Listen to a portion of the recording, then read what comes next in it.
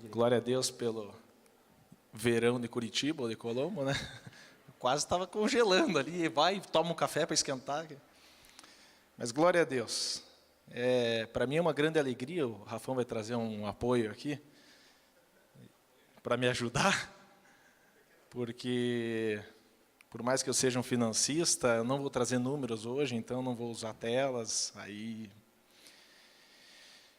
E quando o Rafinha e o Stachon me convidaram para falar sobre finanças, isso, aqueles que me conhecem, vibra dentro de mim. O Stachon falando de propósito. E no último Skyday pude falar um pouco da minha experiência, do que Deus tem feito na minha vida, relacionado a isso.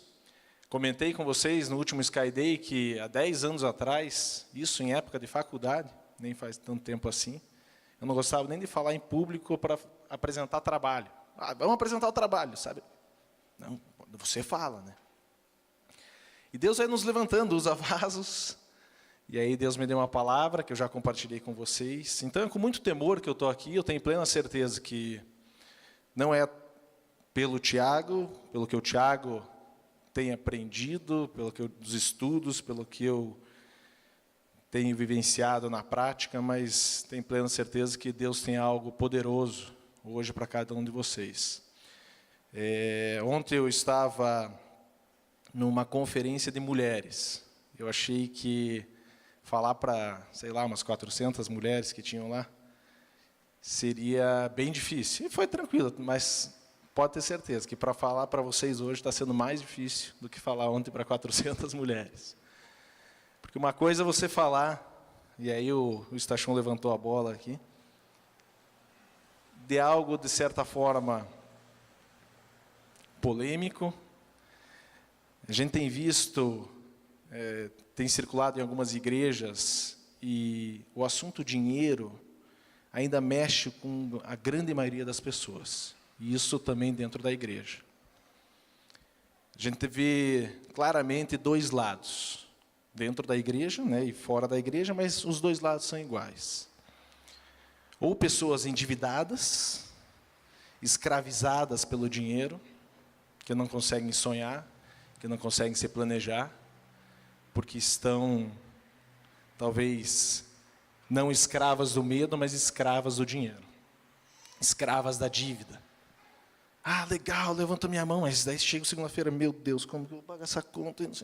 Esse é um lado. E eu vejo claramente um outro lado, e Deus tem colocado algo dentro de mim, referente a esse tipo de pessoa, que é pessoas que estão entregando suas confianças no dinheiro.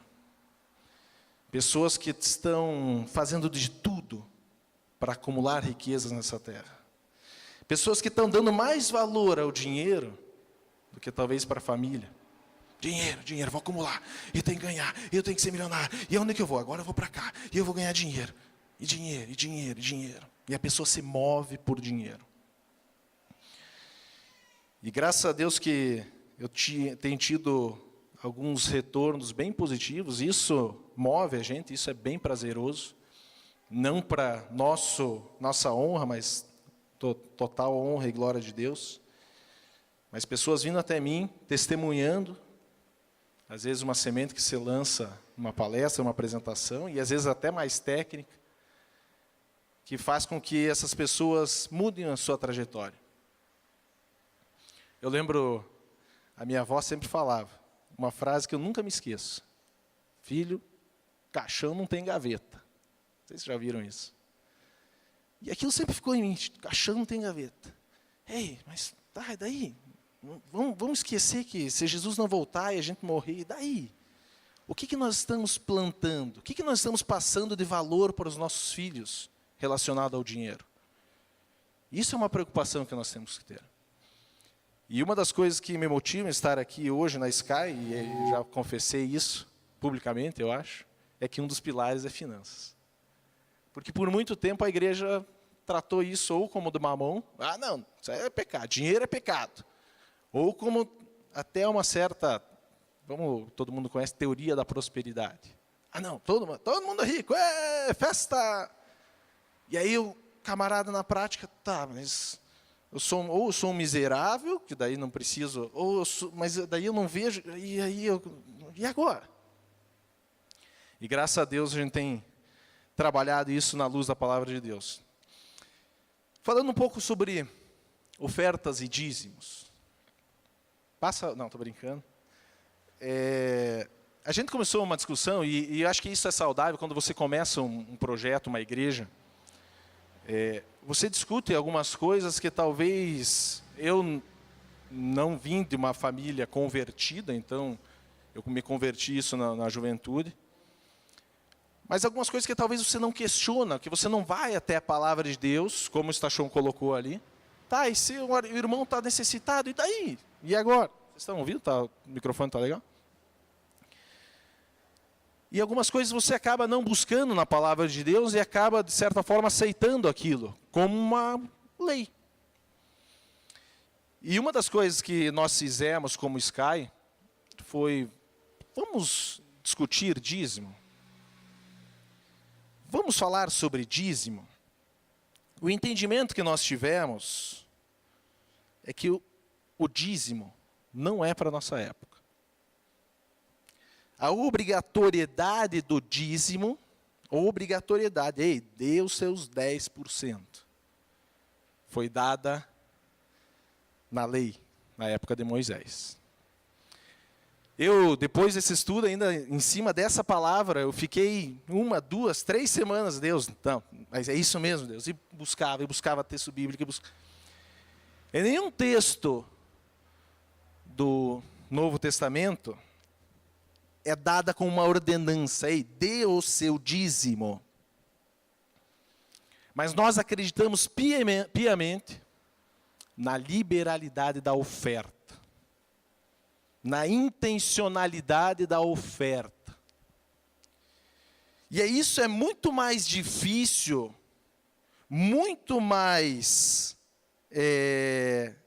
desafiador, a intencionalidade, a liberalidade da oferta, do que a obrigatoriedade do dízimo. E eu vou falar por mim. Todo mundo me conhece, que eu sou muito razão e financista e aquela coisa. É muito mais fácil eu pegar no meu orçamento, 10%, e vira o quê? Algo prático. Não, está ali, já está certo. Mas eu nunca parei para pensar, peraí, deixa eu ver. Não, eu tenho uma intenção de dar uma oferta. O quanto? Já vamos falar sobre isso. E aí eu vou só citar 2 textos relacionados a isso. Todo mundo conhece Malaquias 3:10. Mas se a gente puxar um pouco em Malaquias 1, a palavra de Deus fala o seguinte: esta é a mensagem que o Senhor anunciou a Israel por meio de Malaquias. Pois, para Israel. Tiago, mas e Melquisedeque? Acho que todo mundo pensou isso aí. Mas Abraão deu o dízimo a Melquisedeque. Primeiro, a palavra de Deus fala que Abraão deu os 10%, mas eu entendo que foi uma liberalidade de Abraão. Ele decidiu. Em nenhum momento a palavra de Deus fala, Abraão deu os 10%. A Melquisedeque, sacerdote do rei Deus Altíssimo, que tipifica a figura de Jesus. Em nenhum momento Deus fala, Deus 10%. Não, Abraão decidiu. Ele decidiu ofertar. E ele decidiu, vou dar os 10%. Mas, olha que interessante, a história que está ali em Gênesis 14:8, de 8 a 24, eu vou ler uma parte e eu vou pulando aqui. Então os reis de Sodoma, Gomorra, Adma, Zeboim e Belá se prepararam para a batalha no Vale do Mar Morto.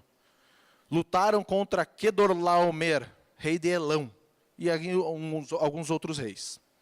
Acontece que o Vale do Mar Morto era cheio de poços de betume. Quando o exército dos reis de Sodoma e Gomorra fugiu, alguns soldados caíram, etc. Então, nós vemos o rei de Sodoma e Gomorra lutando contra alguns outros reis, e eles perderam. E esses outros reis, versículo 12 fala, também capturaram Ló, o sobrinho de Abraão que morava em Sodoma, e tudo o que ele possuía. Eles levaram Ló. capturaram prisioneiro. E aí, quando Abraão ficou sabendo, Abrão, ainda não era Abraão, Abraão ficou sabendo, o que ele fez? Opa!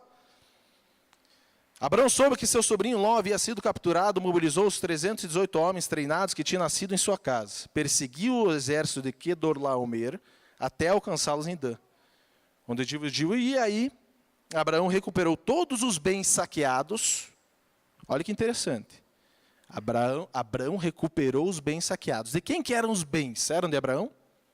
Ele recuperou os bens saqueados. Os bens eram do rei de Sodoma. E seu sobrinho Ló. Mulheres, blá, blá. Depois Abraão regressou vitorioso do conflito com Quedorlaomer e todos os seus aliados. O rei de Sodoma saiu ao seu encontro no vale de Savé. Junto estava Melquisedeque, rei de Salém, e sacerdote do Deus Altíssimo. Trouxe pão e vinho e abençoou Abraão, dizendo: Bendito seja Abraão pelo Deus Altíssimo, Criador dos céus e da terra, e bendito seja o Deus Altíssimo que derrotou os seus inimigos os Deus. Então Abraão entregou a Melquisedeque olha que interessante, gente, 1/10 de todos os bens que havia recuperado. 1/10 ele deu do que havia recuperado. Então ele pegou, se a gente se basear nesse texto para dizimar, o que nós estamos fazendo? Então é o dinheiro de 1/3. Porque logo em seguida, o rei de Sodoma disse a Abraão: devolva-me apenas as pessoas que foram capturadas, fique com os bens que você recuperou. Depois que o rei de Sodoma fala, agora você fica com os bens. O que Abraão fala? Não quero nada. Nem sequer um fio ou uma correia da sandália. Não quero nada que é teu. Então ele dá a 10ª parte de algo que nem era dele. Nunca parei para pensar em cima desse texto. E aí nós saímos com esse princípio dentro da Sky. Você não tem a obrigatoriedade do dízimo, mas você tem a liberalidade da oferta. E você pode sim decidir ofertar um valor fixo, ofertar um percentual, ofertar os 10% e está tudo certo. Mas não é uma obrigatoriedade. E é isso que nós viemos aqui hoje falar para vocês. Sobre oferta. Sobre princípios da oferta. Quando deram o tema generosidade, Deus já tinha me dado e aí eu vou encerrar, não agora, né, encerrar com esse versículo que Deus me deu. Sobre generosidade. Que princípios da oferta que nós encontramos? 2 Coríntios 8:8 diz. 2 Coríntios 8:8.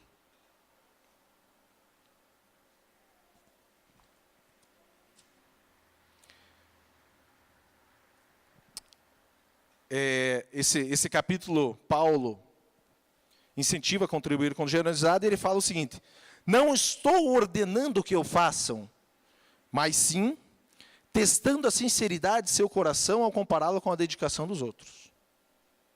Não é obrigado. Não é obrigatório, é voluntário. Você tem que decidir isso dentro do teu coração. Algo teu com Deus. 2 Coríntios 9, 5b diz: que seja, porém, uma oferta voluntária e não entrega de má vontade. Não sei vocês, mas muitas vezes, vou entregar, aquela coisa de má vontade. Não entregue, é melhor não entregar. Que seja voluntário. Entregue de boa vontade. Ei, eu decidi no meu coração, estou entregando, estou ofertando. Seja de boa vontade. 2 Coríntios 9, 3. Ainda assim, envio esses irmãos para me certificar de que vocês estão preparados para ofertar. Opa! A oferta exige uma preparação. A oferta exige uma intimidade com Deus. Uma decisão não por coerção, uma decisão não por emoção, uma decisão não por barganha. Ela exige uma preparação. Ei, você está preparado para ofertar? E não simplesmente porque eu estou falando aqui, eu tenho um texto aqui para justificar, e você, na emoção eu vou ofertar. Não, se prepare. Se prepare para ofertar. 2 Coríntios 9, 7, olha que texto tremendo.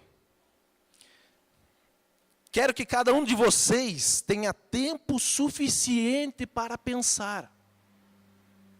Tempo suficiente para pensar sobre isso, sobre ofertar.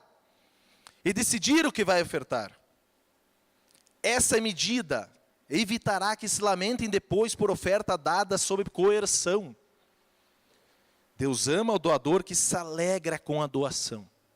Olha que texto tremendo. Ei, tenha tempo suficiente para pensar quanto você vai ofertar.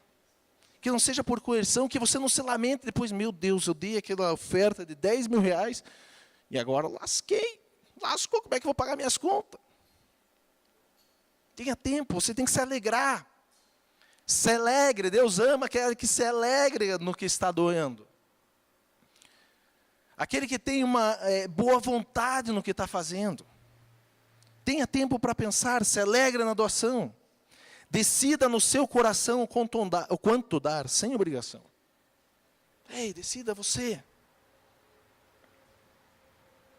Sem coerção, sem constrangimento, sem barganha. Essa não é a nossa forma de fazer. Nem hoje, nunca vai ser. 2 Coríntios 9, 2, parte B, diz, de fato, estamos falando de princípios da oferta. De fato, foi sua dedicação, sua boa vontade, que incentivou muitos a também contribuir. Olha que tremendo. Nós podemos ser exemplos. A partir do momento que você tem uma boa vontade em contribuir, uma boa vontade em ofertar, isso pode se tornar exemplo e referência para outras pessoas contribuir. É o que Paulo está dizendo. 2 Coríntios 8, 4. Eles nos suplicaram, olha que tremendo, Paulo falando. Eles nos suplicaram repetidamente o privilégio de participar da oferta ao povo santo. Gente, é um privilégio para nós. A partir do momento que a gente expressa comunhão com a igreja, a oferta expressa essa comunhão, é o momento que nós temos de comunhão. E a partir do momento que nós temos essa boa vontade, que Deus trabalha na nossa intimidade, no nosso coração, e nós temos alegria em dar, isso é referência para outras pessoas, a gente acaba vendo isso como um privilégio. Que privilégio tenho eu de trazer uma oferta ao povo santo? Como dar, Tiago? E aí, para um financista, ler alguns textos da palavra de Deus dá um nó na cabeça. Melhor dar do que receber Deus. Como que é isso? Dê com generosidade que você vai ter mais. Como? Vou dar. São princípios cristãos. Como que tem que dar? Com generosidade. E aí eu lutei com um texto. Falei, não, Deus. Qual que é a ideia de generosidade? E aí eu fui buscar o que é ser generoso, o que é generosidade. A palavra generosidade vem do latim gens, que significa aquele que teve bom nascimento. A pessoa generosa teve bom nascimento. Se nós acreditamos e nós cremos que nascemos de novo em Cristo Jesus, nós tivemos um bom nascimento. Então, deveria ser da nossa natureza, da nossa essência, deveria ser algo normal nós sermos generosos.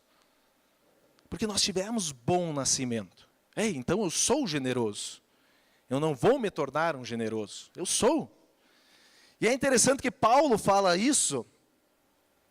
2 Coríntios 9, 7 diz, já citei esse texto, quero que cada um de vocês tenha tempo suficiente para pensar sobre isso e decidir o que vai ofertar. Paulo não fala decidir se vai ofertar. Paulo não fala isso. Você tem que decidir se você vai ofertar. Não. Você vai decidir o que vai ofertar, porque isso é da tua essência. Ser generoso, ofertar é da sua essência, da sua natureza. porque temos um bom nascimento.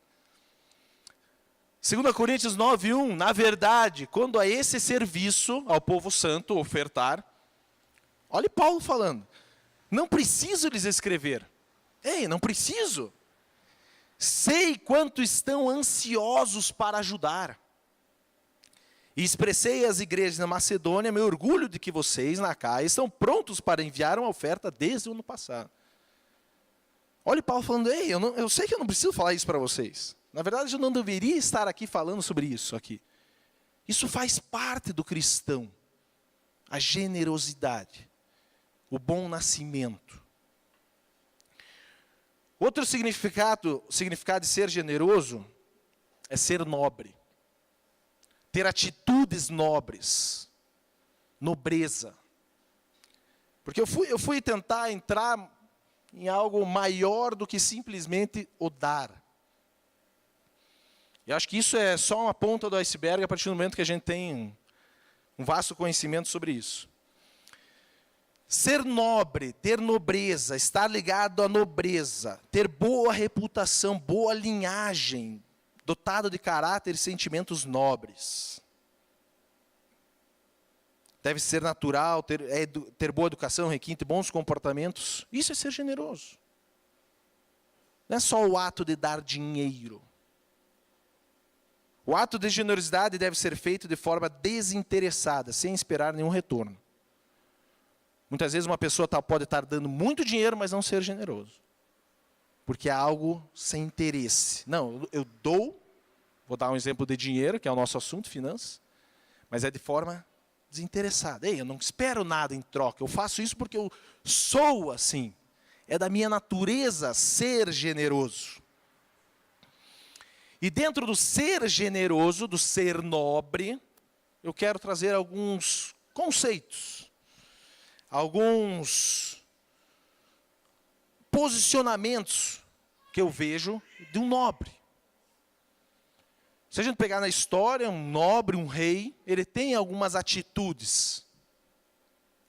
E a partir do momento que você é generoso, você é nobre, você deve ter essas atitudes. A primeira atitude que um nobre, e aí é uma atitude de um generoso, deve ter, é buscar conselhos. Como é difícil na nossa cultura a gente buscar conselhos. Primeiro, que buscar conselhos, muitas vezes a pessoa vê como um sinal de fraqueza. Meu Deus, mas eu vou buscar conselho? Não, mas sinal de fraqueza. Isso é orgulho.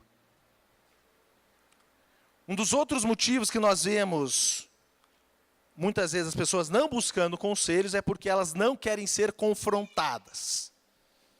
Não, isso deixa quietinho aqui. Não quero mostrar a realidade. Isso é teimosia. Busque conselhos. Isso é nobre. Isso é generoso. Buscar conselhos. Provérbios 19:20 fala, ouça conselhos e aceite instruções e acabará sendo sábio. Provérbios 12:15, o tolo pensa que está sempre certo, mas os sábios aceitam conselhos. Conselhos. Conselhos de quem, Tiago? Primeiro, Bíblia Sagrada. Salmos 119:24 diz, gosto de pensar nos teus ensinamentos. Eles são os meus conselheiros. Busque conselho na palavra de Deus. Tenha esse hábito de buscar conselho na palavra de Deus.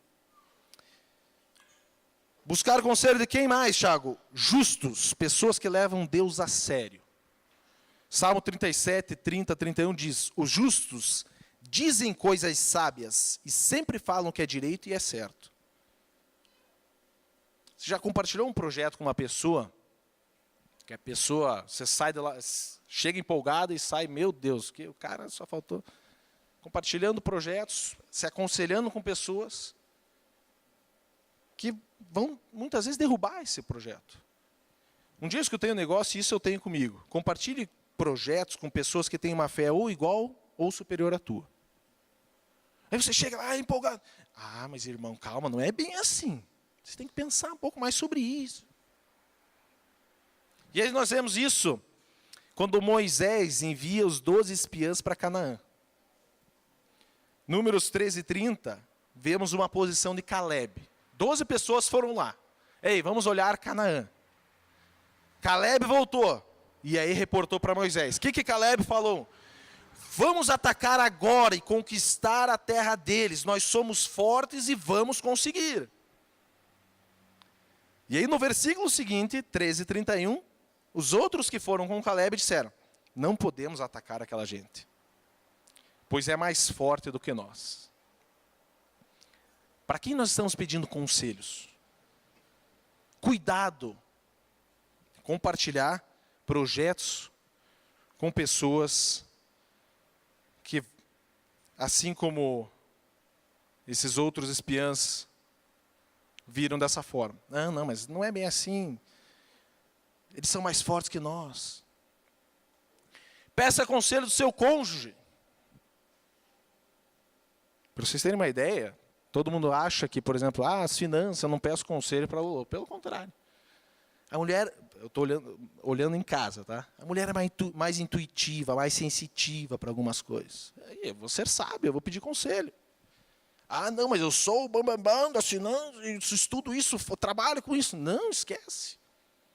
Peça conselho para cônjuge.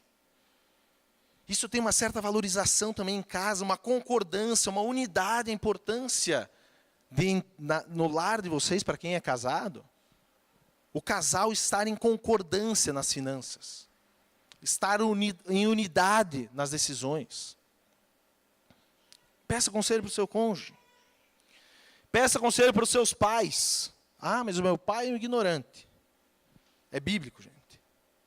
Teu pai te conhece, às vezes mais do que muita gente. Peça conselho para ele. Pai, sobre isso. Peça conselhos para pessoas experientes. Pessoa que conhece o mercado, um especialista. Vou dar um exemplo, vou usar o Leandro aqui. Eu quero fechar um seguro. Eu não conheço outra pessoa que entende mais seguro que o Leandro. Eu vou me aconselhar. Ei, Leandro, o que você acha disso? Eu vou comprar uma casa. Um tempo atrás a gente comprou um imóvel lá. Eu fui até um engenheiro. Ei, cara, você é engenheiro, o que você acha daquele empreendimento ali? Isso. Busque conselhos de pessoas experientes. Especialistas. Mas é importante que vocês saibam, isso são conselhos, a decisão é tua. A importância é você buscar, Provérbios 15:22. Os planos fracassam por falta de conselho, mas são bem-sucedidos quando há muitos conselheiros. Eu vejo isso como um quebra-cabeça. Busque uma multidão de conselhos, pega as pecinhas, vai juntando. Algumas coisas você vai descartar, algumas coisas, isso. E aí você monta o teu quebra-cabeça e toma a tua decisão. Mas busque conselhos. Isso é nobre, isso é generoso. Evitar conselhos de quem? Ímpios. Pessoas que não consideram a Deus.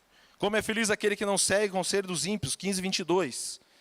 Evitar conselhos de cartomantes, adivinhos, horóscopo.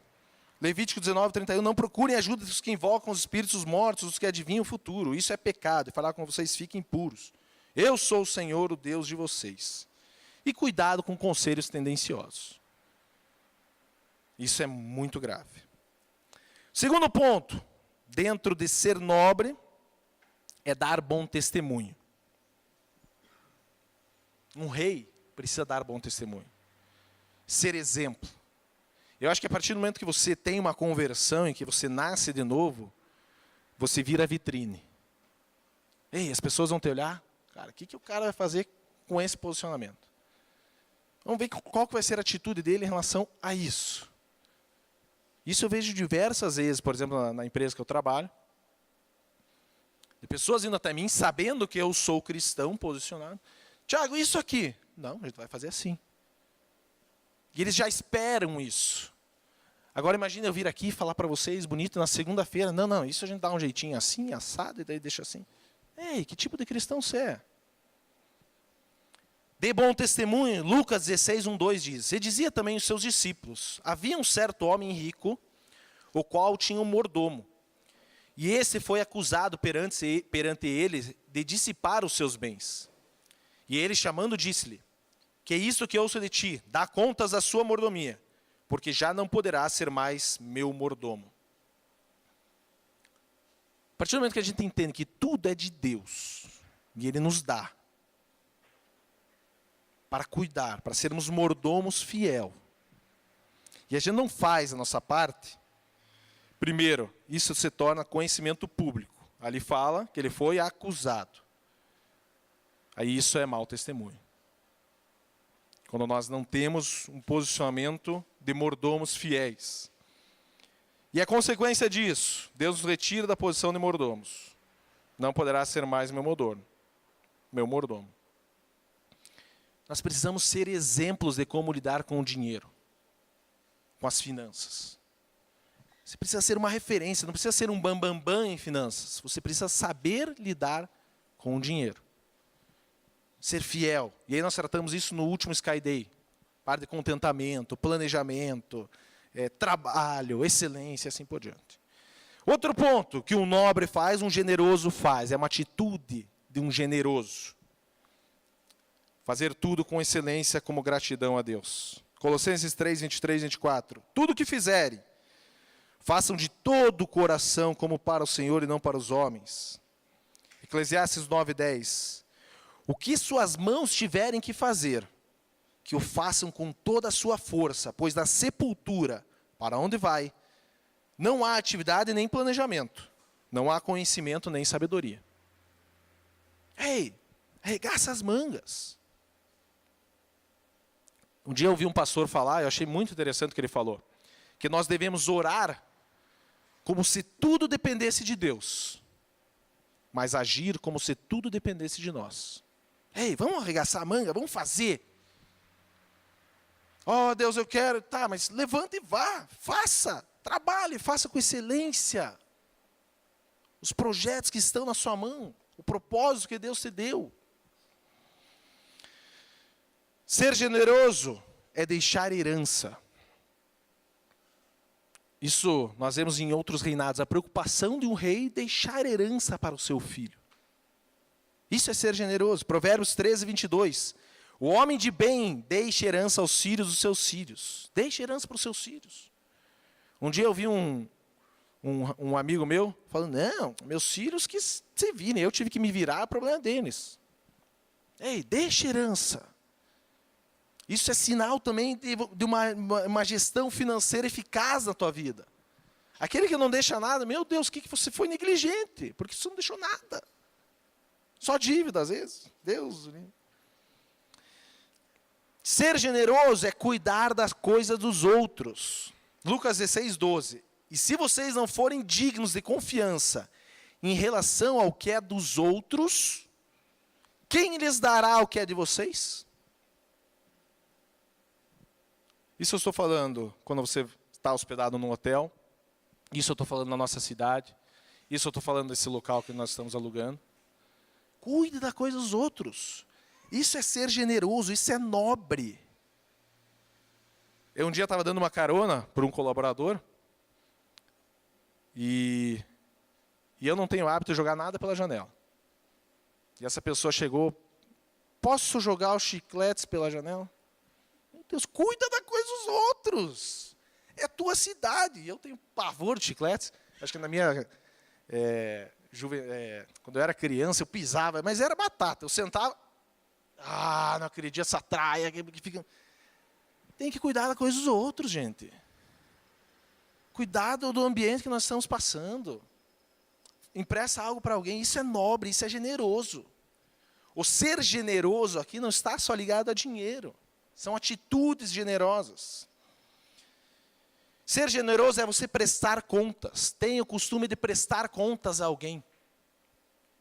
Como é difícil, muitas vezes, a pessoa se planejar, ter um orçamento, executar aquilo. Agora, é muito mais difícil você chegar e ter alguém para prestar contas. Pode ser o cônjuge, pode ser o discipulador, eu já ia confundir discípulo e discipulador. Presta contas. Ei, está aqui. Você só vai quitar uma responsabilidade com prestação de contas. Ei, faça isso. Se você não presta contas, você deixa, ninguém está mais me cobrar, só que o interesse é teu de prestar essa conta. Um rei, uma pessoa generosa presta contas.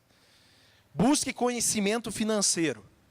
Fizeram uma pesquisa nos Estados Unidos, alguns anos atrás,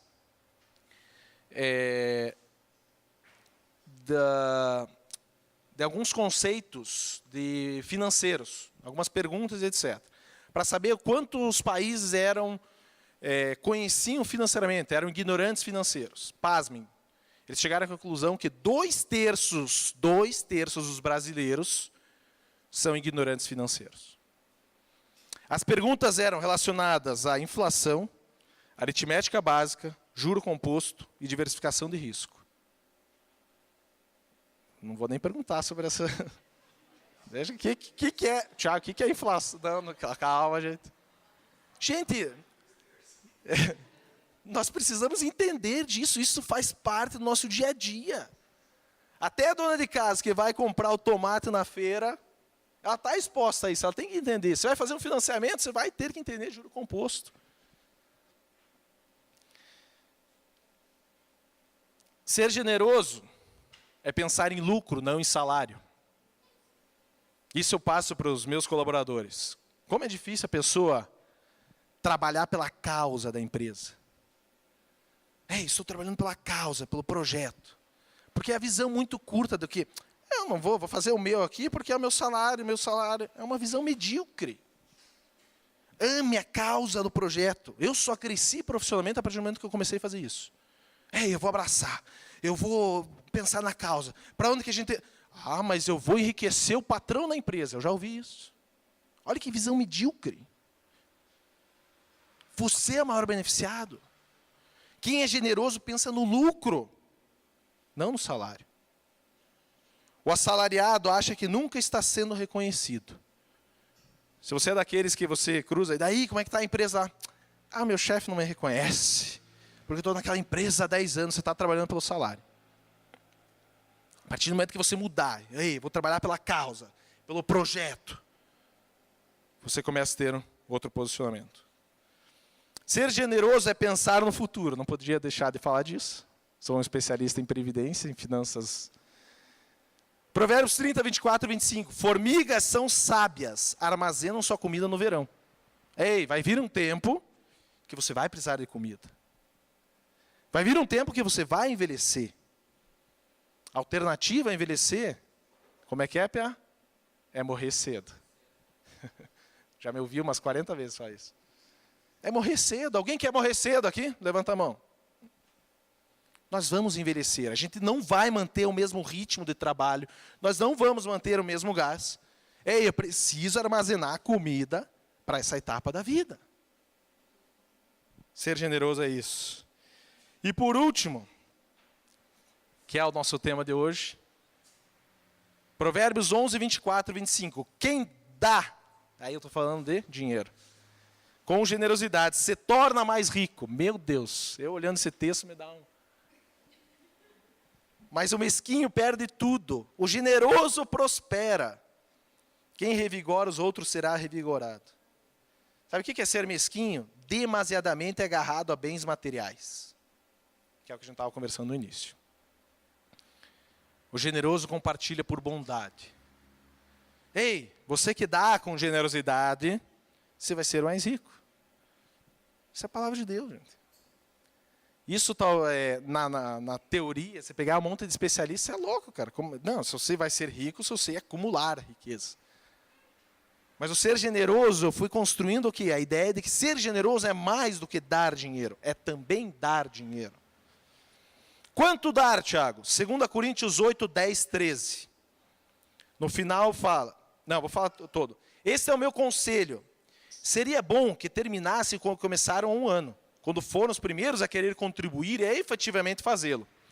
Assim, completem o que começaram. Que a boa vontade demonstrada no princípio seja igualada agora por sua contribuição. Olha que tremendo, gente. Doem, contribuam, ofertem proporcionalmente aquilo que possuem. Tudo que derem será aceitável, desde que boa vontade. Já lemos esse texto. De acordo com o que tem, e não com o que não tem. Não que a sua contribuição deva facilitar a vida dos outros, e dificultar a de vocês. Ah, gente, vou dar 10 mil reais. Eu não tenho esses 10 mil reais. 2 Coríntios 8, 10, 13 fala para você não dá. Ei, a tua contribuição tem que ser com o que você tem. O ser generoso é que você vai dar algo que você tem. E não com o que você não tem. E não adianta você contribuir e facilitar a vida dos outros e dificultar a tua. Meu Deus, contribuir, mas agora não tem como pagar a conta de luz. Não, vai pagar a tua conta de luz. Antes de contribuir. Doem aquilo que possui, tudo será aceito de boa vontade. Quando, Tiago? Quando dar? 1 Coríntios 16, 1, 2 fala: quanto à pergunta sobre o dinheiro que vocês estão coletando para o povo santo, sigam as mesmas instruções que dei às igrejas da Galáxia. Da Galáxia não, né? Tudo bem que somos de outro mundo nós, né? No primeiro dia de cada semana, separe uma parte da sua renda. 1 Coríntios 16, 2 também fala: no primeiro dia da semana, cada um de vocês separe uma quantia de acordo com a sua renda, reservando para que não seja preciso fazer coletas quando eu chegar. Ah, Tiago, tem que ser no primeiro dia da semana, na semana? Não. Aqui eu vejo o quê? Uma periodicidade. É um ato periódico, regular. Você tem que decidir ofertar. É da sua natureza, você é generoso, você vai ofertar com generosidade, defina o quando você vai dar. Ah, eu vou dar uma vez por semana, eu vou doar uma vez por mês, a cada 15 dias, uma vez por ano. Mas deve sim haver uma periodicidade. Não deve ser premeditado, sem orgulho. Onde? Ah, é na Sky, põe a conta aí, não. Pode ser na Sky? Pode ser na Sky. E aí onde? O que eu levo para mim, baseado num texto também. Lugar que você vê frutos. Em que o nome de Deus é exaltado, glorificado, com ações de graça, para que você, esse dinheiro, ajude os irmãos necessitados e sejam projetos de expansão do reino. 2 Coríntios 9, 12 diz: logo, duas coisas boas resultarão desse ministério de auxílio. As necessidades do povo santo serão supridas e eles expressarão com alegria sua gratidão a Deus. Ei, necessidade do povo santo. O que o Stachon falou. Nós somos igreja. Existe um membro passando necessidade, cabe à igreja ir lá. Ei, vamos amparar essa necessidade do povo santo? Isso é a primeira coisa. Oferte com esse objetivo. Eu vou amparar a necessidade do meu povo santo. Seja através de uma igreja, seja diretamente. E também lugares que... Ei, graças a Deus. Todo recurso que a gente entra aqui, Deus, graças a Deus. Projetos que estão expandindo. Como o Stachon colocou, para ele, é dele. Ei, eu quero que o nome de Jesus seja espalhado. Se você percebe frutos, seja na Sky, outra igreja, está tudo certo. Seja generoso em ofertar. Dê, para que o projeto, o reino seja expandido. Para que o nome de Jesus seja espalhado para todos os cantos da terra. Dê com generosidade. Ah, Tiago, mas então dar com generosidade é dar algo que você tem para alguém que não tem ou que está precisando? Isso. Ah, mas então está fácil, eu não tenho dinheiro. Errado. O que falta nisso? Gestão financeira. Ah, agora entrou na minha praia. Você está tendo atitudes erradas com relação ao que Deus tem colocado nas tuas mãos. Porque é muito fácil eu chegar, eu gasto, eu estou com um carro zero, eu estou não sei o quê, eu sou uma casca de ovo, que por fora é bonitinho, mas por dentro está tudo mole. Ah, está aqui, eu estou bem, não sei o quê. Mas eu não tenho dinheiro para ofertar. Está faltando muitas vezes gestão financeira. E eu quero entrar um pouquinho na ideia da gestão financeira. Mais um pouquinho, aguentem firme, não sei se a barriga já está roncando. E para entrar na gestão financeira, primeiro ponto que eu quero falar sobre dívidas. A gente lê alguns textos, quem está endividado é escravo. Meu Deus, então não pode fazer dívida. Daí, vou financiar meu carro, mas que ninguém saiba, vou financiar aqui meu carro. O que é uma dívida? É a falta de cumprimento de um dever. Você pode financiar uma casa? Pode, você está adquirindo um dever. Você pode pagar a parcela do teu carro em 36 vezes? Pode. Você adquire um dever. A partir do momento que você não cumpre com aquele dever, ele se torna uma dívida. Então não é errado você ter deveres. E a partir do momento que você tem as suas finanças na mão, as rédeas na mão, você define alguns deveres. E muitas vezes a gente tem que dar passos. Eu por muito tempo achei, não, vou acumular para daí comprar à vista. Desculpa, gente, eu não sou dessa linha. Muitas vezes você tem que tomar alguns deveres. Conscientes, mas tome alguns deveres. Para que você avance também. E conquiste algumas coisas no curto prazo. Porque como é difícil para um assalariado conquistar algumas coisas sem ter deveres. Falta de cumprimento de um dever. Tiago, mas eu estou em dívidas. Não as ignore. Ei, quanto que você deve? Esses dias eu peguei uma pessoa. Quanto você deve? Nem sei, já nem olho mais. Ei, não. Encare essa situação. Quanto eu devo, para quem eu devo. Se eu for renegociar, quanto eu faço. Renegocie dívidas. Crie um planejamento para você sair dessa situação. Para você parar de ser escravo das dívidas. Provérbios 22:7, quem toma emprestado é escravo do que tem. Algumas pessoas não têm nada. Olha que interessante um texto que algumas pessoas não têm nada, mas fazem de conta que são ricas. Meu Deus. Acho que aqui em Curitiba, metro quadrado, que a gente vai ver mais carro. E às vezes o cara tá tudo endividado. Mas, o carro está bonitão. Gosto muito dessa frase. As pessoas compram coisas que não precisam, com dinheiro que não têm, para impressionar pessoas que nem elas mesmas gostam ou conhecem. Essa muitas vezes é a nossa realidade, o nosso dia a dia. Tiago, então como que eu faço para sair e ter um comportamento para uma gestão financeira mais eficaz? Primeira dica que eu dou de comportamento. Faça um orçamento financeiro e acompanhe o realizado com exatidão. Organize a sua vida financeira. Tenha ela nas mãos. Quanto eu gasto, quanto eu entro. Nem sei. Ei, você tem que conhecer as suas entradas, suas saídas. E não interessa como. Há um tempo atrás, algumas pessoas até me pedem, Tiago, me passa a tua planilha financeira. Eu falo, essa é minha planilha financeira, você faça a tua. Por que isso? Porque não adianta eu passar a minha planilha financeira e isso não ser prático para você. A internet está cheia de opções de planilhas financeiras, de formas que você estrutura, despesas fixas, variáveis. É tudo muito bonito, mas se não for prático, tudo é lixo. Ei, tem controle nas mãos. Eu sempre dou o exemplo da minha avó. 85 anos, eu passo na casa dela, vou pedir o controle financeiro dela. Ela nem sabe o que é, mas se eu pedir o caderno de escola dela, todo ano ela compra um caderno escolar, e ela anota as despesas do mês. Ela faz o fechamento, conciliação bancária ela faz.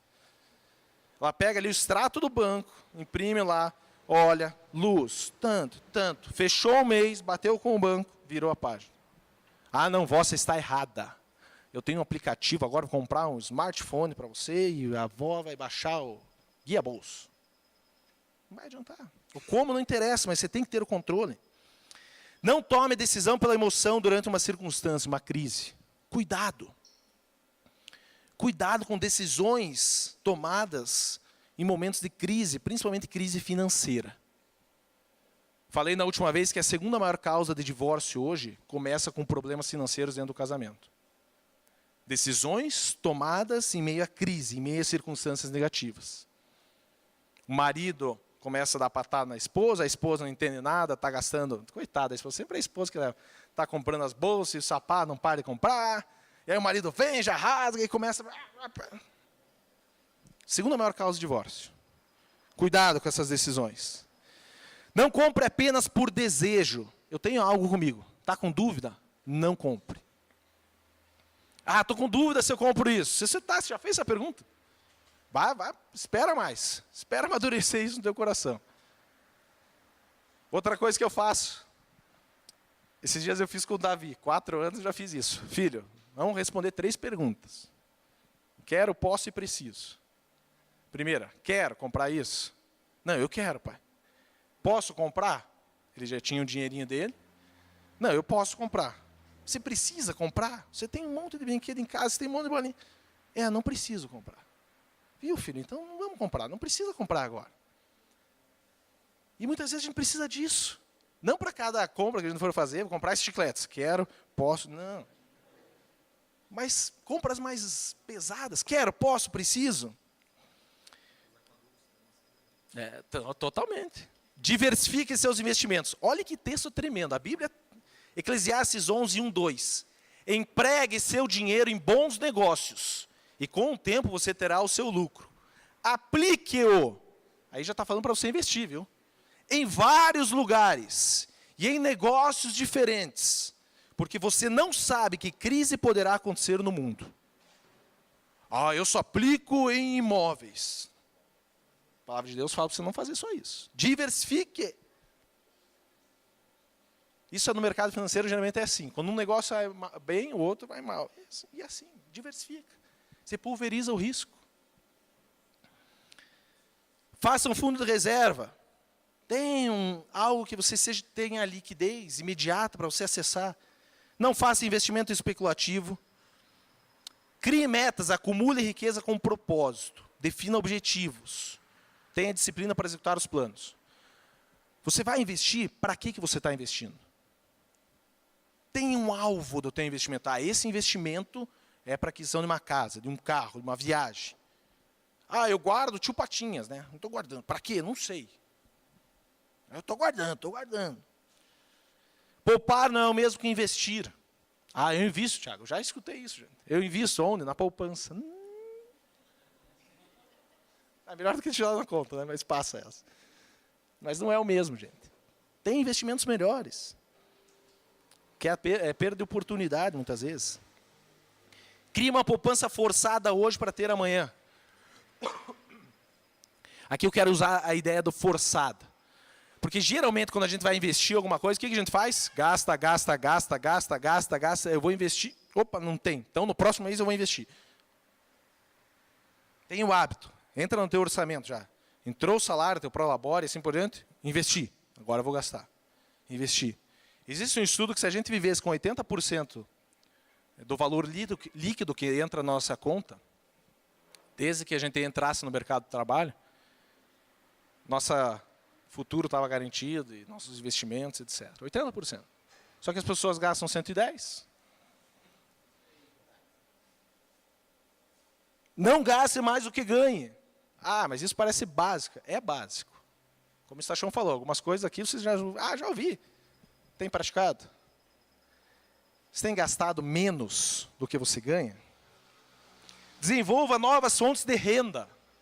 Eu sou assalariado, eu estou limitado a isso. Ei, o que você sabe fazer? Qual é o dom que Deus te deu? Eu tenho diversos exemplos de pessoas que pegaram no final de semana, vou fazer um bolinho, e vou entregar, vou vender, vou não sei o quê. E tinha lá uma renda extra. OLX, pega lá os cacarecos velhos que tem na tua casa, venda tudo. Mais uma graninha, fonte de renda, gente. Às vezes a pessoa está endividada e só pensa no como diminuir o padrão de vida, etc. Se você não quer diminuir o seu padrão de vida, então desenvolva novas fontes de renda. Cuidado com as dívidas, pague as contas em dia. Como é difícil as pessoas pagarem as contas em dia. Meu Deus. Isso se chama fluxo de caixa. Se você tivesse um fluxo de caixa desenhado no teu orçamento, se você visse o quanto que muitas vezes uma pessoa paga de multa, juros, anuidade do cartão de crédito, manutenção da tua conta, pegar esse pacote mensal, anualizar isso, é uma grana. Mude velhos hábitos, questione as suas crenças. Há um tempo atrás eu tive com um jovem, ele tinha, na época, 19 anos, 20 mil reais em dívida. Ele chegou, já sei o que eu vou fazer. O que você vai fazer? Vou pegar dinheiro emprestado no banco, aí eu não vou pagar o banco, e aí minha dívida vai caducar, não sei de quantos anos. E... Cara, mas quem que te deu essa ideia genial? Meu pai. Aí você vai entender, o pai tinha nome sujo, a mãe tinha nome sujo, a irmã tinha nome sujo. Muitas vezes a gente vai ter que questionar a nossa cultura, a nossa crença. A maneira que eu vejo meu pai lidar com dinheiro, muitas vezes não é a maneira que eu vou lidar. Eu tenho que questionar. E aí eu falei, mas cara, você vai ficar com o nome sujo, endividado. Cara, isso não é certo. Graças a Deus não fez. Não seguiu o pai. Viu? O conselho a gente escuta, mas toma uma decisão. Né? Pague o valor total do cartão de crédito. Tudo isso, essas dicas que eu dou, gente, é por prática, tá? O que geralmente as pessoas fazem? Cartão de crédito é uma bênção. Quem me pergunta que é de demônio, é nada, é uma bênção. Você põe, ganha milha, ganha viagem, vai. Só que você tem que ter controle. Você tem que saber usar. Quem não sabe usar cartão de crédito, queima, joga na churrasqueira e não usa. Paga só em dinheiro. Desde que você saiba usar, é uma beleza. É uma forma de você postergar pagamento, trabalhar com o teu fluxo de caixa. É fantástico. Ganhar milhagem, viajar de graça. Só que as pessoas não sabem trabalhar, porque é cômodo. Ah, passa lá, 50, 100. Ah, vamos parcelar aqui em 10 vezes. 10 vezes, parcelando. Aí vem a fatura. Meu Deus, eu ganho 2, a fatura veio 8. O que eu faço? Opa, pode pagar esse mínimo aqui. E a pessoa paga o mínimo. É o que acontece, gente. E aí começa uma bola de neve, são as piores taxas de juros que existem no mercado. Não utilize o limite do cheque especial. Isso também é uma prática. Tempo atrás eu cheguei para uma pessoa, quanto você tem em conta? Não, tenho já R$300. Eu, legal, me traga os extratos, vem aqui. Ele chegou com os extratos, limite cheque especial, R$300. As pessoas não sabem, gente. Lembra que eu falei da ignorância financeira? Ele achou que aquele dinheiro era dele. Eu tenho R$300, mas por falta de controle, ele achava que aquilo... E o banco, sabiamente, coloca lá, né? Limite disponível. Opa, é meu. Vai no supermercado, faça uma lista. Não vá com fome. Coisas básicas, mas é verdade. Vocês já foram com fome no supermercado? Até aquela sardinha enlatada se torna saborosa. Meu Deus, essa sardinha enlatada com pãozinho. E olha isso aqui, esse vidro de azeitona, R$40. Não, mas é uma azeitona, porque você está com fome. Alô, sabe, a gente vai no mercado e tem uma lista. Não, claro que daí você acaba, né? Opa, uma liscadinha ali. Ela faz mercado mais, mas tem um hábito. Viagem. Vai fazer uma viagem. Viagem. Faça a viagem com ela quitada. Quão difícil é? Vou tirar as férias, aí vamos usar Star Turismo. Vamos até Star Turismo. Mas quão difícil é a pessoa se planejar antecipadamente para uma viagem? O que geralmente a gente faz? Quero viajar mês que vem. Bate lá, eu sempre dou o exemplo da CVC, porque o pessoal conhece mais. Hoje eu vou dar o exemplo da Star Turismo. Bate lá com a Sabrina na feira, eu quero viajar, legal. Pode parcelar em 10 vezes. Legal, 10 vezes. Aí você vai, viaja, aí volta a viagem. E aí você já tem algumas comprinhas que você fez no cartão de crédito. E aí você fica pagando aquela viagem que ela se torna um peso. Meu Deus, aquela viagem não para. Quantas faltam? 8, 7, 6. Planeje. Para vocês terem uma ideia, eu e a Lulu, a gente está vendo, as crianças estão crescendo um pouquinho mais, etc. A gente vai levar eles para a Disney. Sabe quando? 2020. E eu já estou me planejando financeiramente para isso. Mas daí o irmão vai olhar lá o Thiago em 2020 na Disney. Mas o irmão está ganhando bem. Olha toda a família na Disney. 3 anos planejando. E aí? Você também pode ir para a Disney. Planeje. Não, 2020 as crianças já vão estar com uma idade legal para levar, daí ficam 30 dias. Até agora, já estou fazendo uma reserva, um investimento para isso. Todo mês eu coloco lá. Se interesse pelo assunto dinheiro. Estude para expandir sua inteligência financeira. E por fim, lembra que eu falei do versículo? Agora é fim mesmo. Espero não tê-los cansado. A consequência de ser generoso, de ter atos de nobreza. Provérbios 22, 9, parte A diz, quem é generoso será abençoado. Legal. sou abençoado, sou generoso. Mas um dia Deus me deu uma palavra, que está em 1 Samuel 7, 1, 2. Diz o seguinte: Então, tem que cuidar aqui. Então, os homens da cidade de Jearim foram até lá e levaram a arca do Senhor. Eles a colocaram na casa de Abinadab, que ficava no morro. E escolheram e separaram seu filho Eleazar para tomar conta dela. A arca da aliança ficou na cidade de Jearim, na casa de Abinadab, bastante tempo. Isto é, mais ou menos 20 anos. E aí um dia meditando em cima desse texto, Deus, a arca do Senhor, Shekinah. A Bíblia fala que a arca era a presença de Deus naquela época. Qual que é o segredo de Abinadab ter mantido a arca, a presença de Deus no seu lar, na sua família, por 20 anos? A Bíblia fala, ele ficou bastante tempo. E aí eu fui pesquisar sobre Abinadab. Sabe o que significa Abinadab? Pai da generosidade. Pai da generosidade. Quer manter a presença de Deus na sua casa? Seja generoso. Quer manter a presença de Deus por longo tempo, por um período grande? Tenha atos de generosidade. O segredo aqui de Abinadab, de ter mantido o Shekinah, a presença de Deus, é porque ele era generoso. Não só no dar, mas também nas suas atitudes. Atitudes de nobreza, que espelhavam muitas vezes pessoas a serem generosas. E o recado que eu quero dar nessa manhã é esse: que a presença de Deus não saia da tua casa e que ela permaneça por um longo período, porque isso é resultado, é consequência de você ser generoso. E que nessa manhã você possa ter entendido que mais do que ofertar, o dar realmente dinheiro com generosidade, é você ter atitudes generosas, atitudes de uma pessoa nobre, atitudes de nobreza. É isso que Deus quer. E é isso que eu tinha aqui para trazer para todos vocês nessa manhã. Amém? Obrigado.